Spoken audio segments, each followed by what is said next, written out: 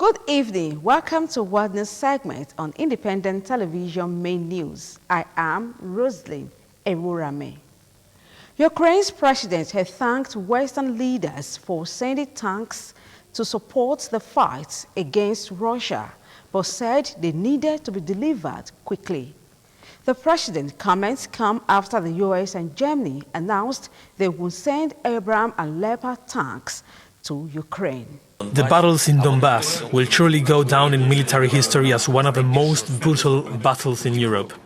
We draw the attention of our partners on a daily basis to the fact that only sufficient number of modern artillery for Ukraine will ensure our advantage and end the Russian torture of Ukrainian Donbass. Russia condemned the announcement as a blatant provocation and said any supplied tanks to Ukraine would be destroyed.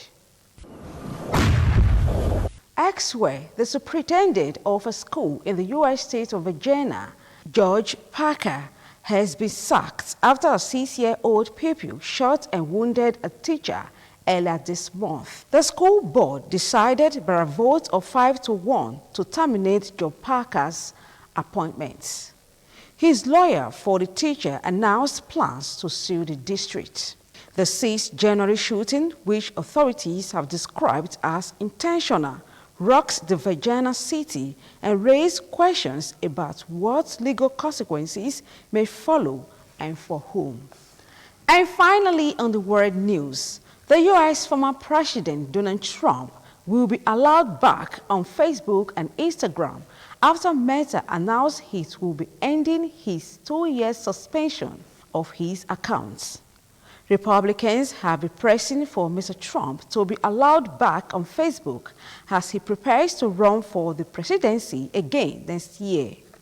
The social media giant has said the suspension will end in the coming weeks.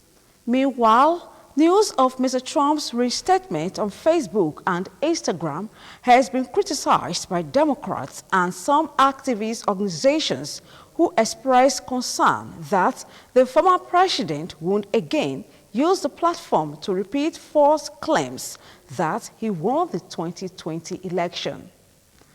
That's it on the World News segment. I am Roslyn Ewurame. Good night.